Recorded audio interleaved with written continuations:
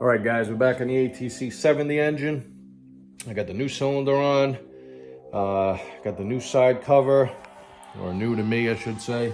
It's been cut right here, but I'm hoping that I actually help it to fit better inside the Trx250 frame. I pulled this pull starter, no pun intended, out of my parts bin. I have no idea what it's from. When I looked online, it looks like they're making some reproduction ones that look similar to this. When I pull the string, there's only one pawl on this pull starter, so I'm not sure what it's from. I basically have the female part of the pull starter that bolts onto my flywheel with 4 bolt holes here. I'm gonna mount that in my lathe, and then I have another piece I found from a different bike. Unfortunately, I have no idea what bike it's from. I want to say they're all ATCs, maybe from 125s to 200s. But I'm going to show you how I'm going to modify the piece that bolts onto here, weld it to a different 4-piece pawl, I guess you would call it, and see if I could get it to work on the ATC70. What could go wrong, right, guys?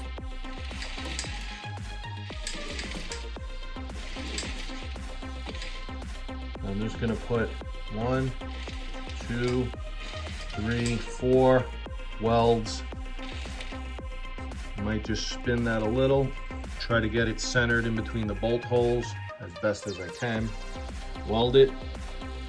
Then with the grinder, I'll cut this side off first. I'll flip this in the 3-jaw chuck and I'll mill this down to be flat. In essence, I'm spinning this around the opposite direction. And then this will stick out. When I mount my pull starter, the teeth will grab on these 4. Then I'll go back and just slice the rest of this off, which I won't be needing.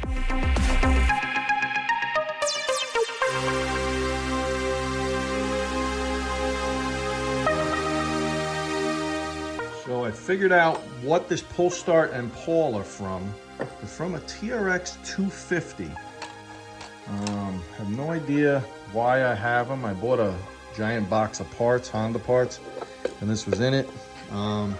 It's very close to fitting. I'm just gonna have to elongate the holes very slightly. My problem is that the bolt head and the end of the crankshaft are touching very slightly. So my plan is to pull this apart, slice off the end of the crankshaft, and grind down the head of this bolt just a hair. Now you can see this pawl is a much different diameter than the one that comes on the ATC70, but unfortunately they're like $1 million to buy these pull starts. So I'm gonna be modifying this to fit. This pawl fits this pull starter perfectly. What I'm gonna do is transfer these 4 teeth onto the cage that bolts onto the ATC70, basically something like that. Okay, so this is my pull start cage that was bolted to my ATC70 flywheel. I've mounted it in my 3-jaw chuck. Have it spinning fairly true. Now, I'm gonna take the pawl from the Trx250. You can see I got 4 bolt holes on here. They're kind of a rectangular pattern. I'm going to take this guy and get it centered in between those 4 holes, bring in my live center, which is basically just a ball bearing that spins, but because of the cone, it'll hold this true. And then I'm going to weld the 4 teeth to my original cage. Okay, brought the tailstock in. I have this centered. You can see it's spinning perfectly true right now. I have centered the teeth in between the bolt holes, so I'll be able to bolt it on. After we're done, I'm going to weld here, here, here, and here. Then I'll cut off the back side of the cage, spin this around, mount it in a collet, and then cut the 4 teeth off and true them to be even. One very important thing. when you're welding on your lathe, which I don't recommend, but in certain cases like this, just needs to be done. I put a piece of aluminum over the ways. In the back here, I just put a rag, put a little rag here. You don't want to get the hot sparks flying off the weld. You don't want to have them land and, you know, cause problems where they shouldn't be. So keep them ways nice and clean, guys. All right, so I got it welded.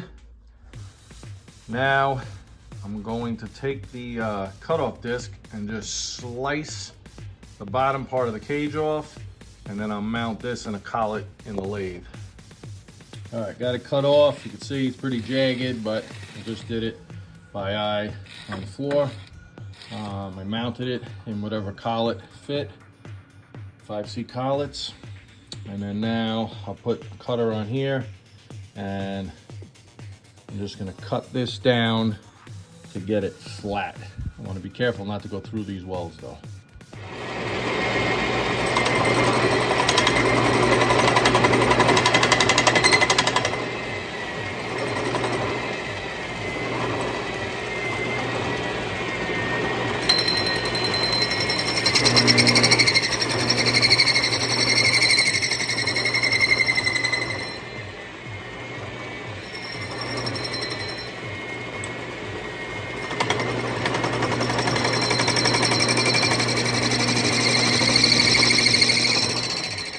Found a nut to fit this thread, and I just ground it down a little bit.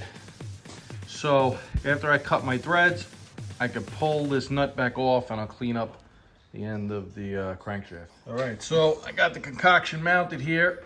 I drilled out these holes very slightly. I just had to elongate them a tiny little bit, and the pull start should fit like that. Can't really fit any other way. It doesn't seem like the holes line up. So that's gonna be how it's gonna work. One thing I did screw up, guys. I cut these a little too short. They needed to just stick out a little farther. I should have cut it this way first, and then I could have messed around with the length to get it wherever I needed. I kind of just cut where the openings were, and it ended up being slightly too short. So what I did for now is, I know I only have 2 bolts in here, but I'm just testing. What I did for now is mount 2 lock washers behind the pawl to get the spacing. And it seems pretty good, but I'm not sure if I'm gonna leave it like that. It's hard for me to actually tell how much engagement I have, because once this is on, obviously I can't see it anymore. You can see the end of my crankshaft now is recessed in my nut, and I'm just gonna put some red Loctite on that when I close it up. But let me put it together and at least see if it works. All right, she's on and looking pretty good, if I do say so myself. Now, I'll try to show you this one hand, it'll be a miracle. Yep. Can't do